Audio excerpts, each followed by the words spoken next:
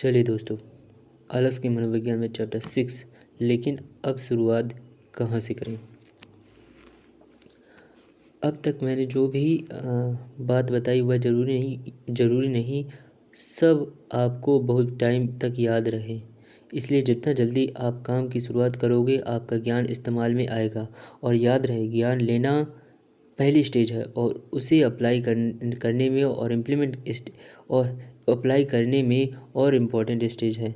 Book की शुरुआत में मैंने आपको बताया था कि आप ज़िंदगी में जो भी करते हैं उसके अलावा आपके पास इतना टाइम होता है अपने गोल्स पर काम करने के लिए, अपने सपनों पर काम करने के लिए जिससे आने वाला साल पिछले साल से बेहतर हो। यानी आप यह नहीं बोल सकते कि आपके पास टाइम नहीं है। 3190 घंटे नहीं, इससे कम हो जाएगा, लेकिन खाली समय मिलेगा ही। जिसमें मैंने बताया था कि अगर आप सिर्फ ऑडियो बुक सुनो तो भी 531 बुक सुन सकते हो। लेकिन हाँ, यह बात भी है, केवल बुक ही थोड़ी सुनेंगे। माना कि बुक सुनने में आपको दूसरों की गलतियों, दूसरों की लाइफ से लेसन सीखने को मिलता है, जिससे खुद गलती करके सीखना नहीं पड़ता और छोटी ज़िंदगी में बड़ा धमाका हो जाता है। लेकिन फिर भी केवल बुक ही थोड़ी सुनेंगे, जाहिर सी बात है।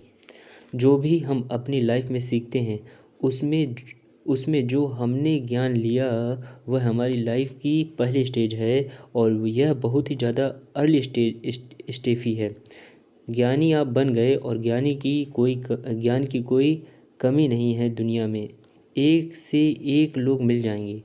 मतलब ज्ञानी आप बन गए और ज्ञानी की कोई कमी नहीं है दुनिया में। एक से एक लोग मिल जाएंगे, बुक्स को घोल कर पीने वाले, चीज़ों को अच्छे से करने वाले, तरह तरह के कोर्स करने वाले। लेकिन मेन स्टेज है उस ज्ञान को अप्लाई करना। और यही चीज़ स्कूल कॉलेज में ढंग से नहीं समझाई जाती।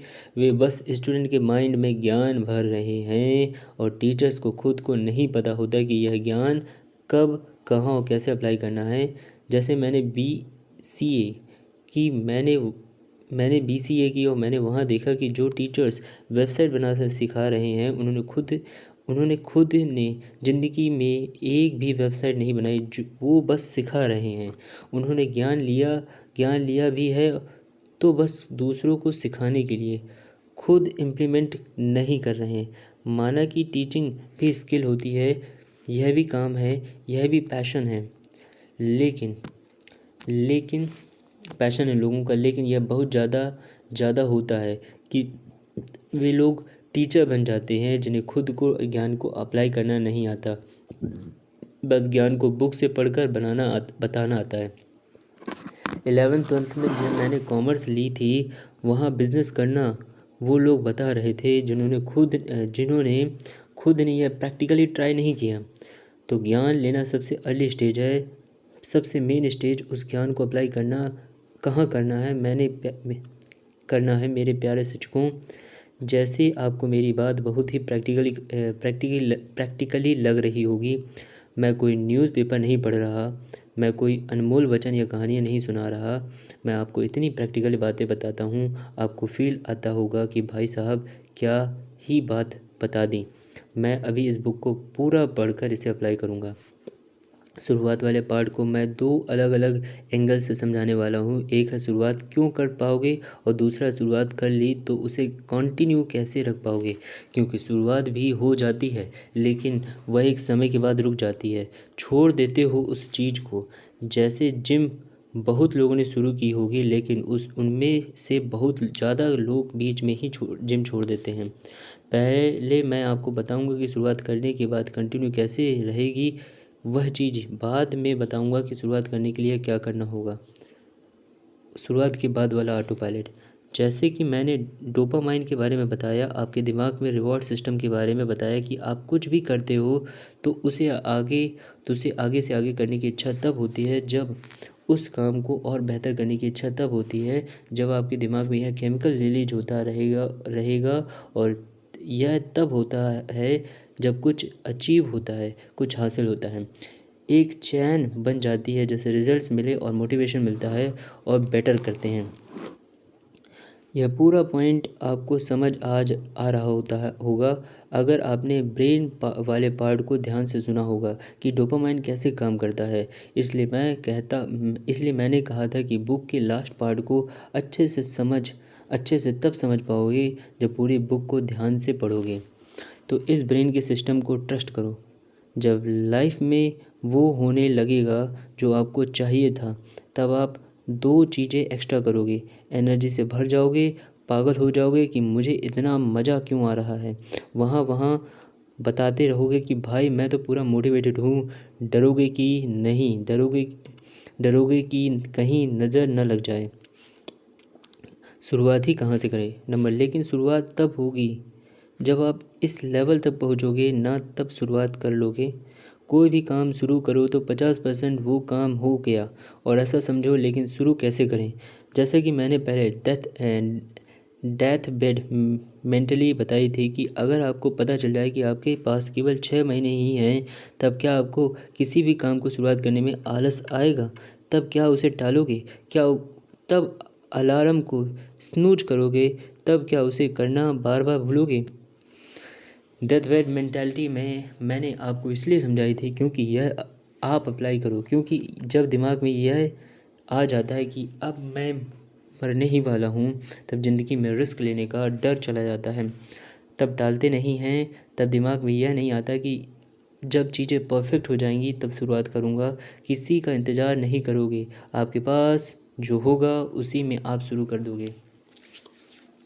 किसी भी काम को शुरू ना करने का सबसे बड़ा रीज़न क्या है? एक तो आप उसे टालते हैं, यानी आप केवल उसके बारे में बहुत सोचते हैं। दूसरा यह है कि आपको अभी उसे करने की बहुत बड़ी ज़रूरत लगी ही नहीं है। पहले मैं टालने वाली चीज़ क्लियर करता हूँ कि बिना ज़्यादा सोचे शुरू कैसे करें कि फिर मैं समझता हूँ कि ज़रूरत क्या रोल है। ज़्यादा सोचने का कीड़ा, और इस ज़्यादा सोचने की वजह से पनपने वाले टालने का कीड़ा इतना डेंजरस है कि जब आप कोई चीज़ ज़्यादा खाते हो तो आपको पता चल जाता है कि आप ज़्यादा खा रहे हो। इसे कम करने की ज़रूरत है। जब आप ज़्यादा बोलते हो तब आपको पता लग जाता है कि मुझे कम बोलना है, मैं ज़्यादा बोलता हूँ। लेकिन जब पता चल जाए कि मैं ज़्यादा सोच रहा हूँ, तब उसे किस वक्त कम करोगे। जैसे इसे कम करने के लिए बैठोगे और करने की भी सोच में डूब जाओगे, एक लूप में फंस जाओगे। और ज़्यादा सोचने से नींद की प्रॉब्लम, चिड़चिड़ापन बढ़ने लगता है, जिसकी वजह से अपने गोल पर काम करने के लिए एनर्जी नहीं रहती। मैं कुछ हैक्स बताता हूँ जो आप अप्लाई कर सकते हैं जो आप बहुत ज़्यादा सोचते हैं। पहले तो आपको यह समझना होगा नेगेटिव और पॉजिटिव कुछ नहीं होता। दोनों में ज़्यादा सोचने को ज़्यादा सोचना कहेंगे। उदाहरण के लिए हम अपने आप को ज़्यादा सोचने वाला तब कहेंगे ना जब हमारे माइंड में बहुत नेगेटिव बातें चल रही होती हैं। एक से एक सपनों के महल जब दिमाग में बना रहे होते हैं, तब हम उसे यह नहीं कहेंगे कि हम ज़्यादा सोच रहे हैं, लेकिन ज़्यादा सोचना दोनों को कहेंगे। क्योंकि ज़्यादा प्लानिंग करना, ज़्यादा अच्छा सोचना, सपनों का महल बस खड़े ही करते जाने से करते जाने से भी इतनी एनर्जी यूज हो जाती है कि केवल बड़ा सोचने में ही सारा उत्साह खत्म हो जाता है, बस उस काम को करने में नहीं। ज़्यादा सोचना दोनों को कहेंगे, पॉजिटिव तरीके से भी और नेगेटिव तरीके से भी। दूसरा है, आप अपने आप को विचार मत समझो। आप जैसा सोचते हो वैसा ही बनते हो, लेकिन आप सोचने वाले हो, आप खुद विचार नहीं हो। विचार आपके दिमाग में आते हैं। अपने आप को विचार से अलग करने का सबसे बेस्ट तरीका है, जब भी आप किसी भी चीज़ के लिए ज़्यादा सोचने लग जाओ, तब यह सोचो कि क्या यह मेरे लिए अभी सोचना ज़्यादा इम्पोर्टेंट है, या मेरे लिए यह काम करना ज़्यादा इम्पोर्टेंट है। सवाल करने से आपके माइंड को डायरेक्शन जाएगी। सवाल करने से हर बार आपको डायरेक्शन मिल ही जाएगी, और सवाल करने वाला ही डायरेक्शन जानता है। तो जब आप अपने आप से सवाल पूछते हो तो आपको जवाब मिलता है। आपको पता चलता है कि अभी तो मेरे लिए यह काम करना इम्पोर्टेंट है, इसके बारे में मैं बाद में सोच सकता हूँ। दूसरा, अपने आप से पूछना पूछना कि जब भी कोई गलती हो जाए, कोई विचार परेशान करे, तो पूछो अपने आप से ही कि क्या मेरे लिए ये आने वाला एक साल भी मैटर कर रहा होगा? क्या इससे मेरे आने वाले एक साल पर इम्पैक्ट पड़ेगा? आपको जवाब मिलेगा नहीं। आपका आने वाला साल इस इम्पैक्ट इस बात से नहीं होगा कि आप बार बार क्या सोच रहे हो, तो फिर इसे कभी सोच सोच लेंगे। लेकिन आने वाला एक साल इस बात से इम्पैक्ट होगा कि आप अभी क्या कर रहे हो।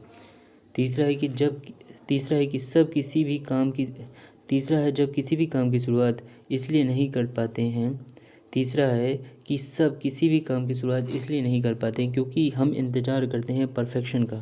यानी हम चाहते हैं कि शुरुआत अच्छे से हो, जब यह हो जाएगा तब वह हो जाएगा, और इम्प्रेशन बचाने के चक्कर में शुरुआत ही नहीं कर पाते। हमें टालते वक्त यह सोचना है कि बहुत अच्छे से शुरुआत करने का विचार लेकर कभी शुरू ही नहीं करें। इससे अच्छा है कि बेकार ही सही लेकिन शुरू करो। ऐसा कोई काम नहीं जिसे बाद में ठीक न किया जा सके।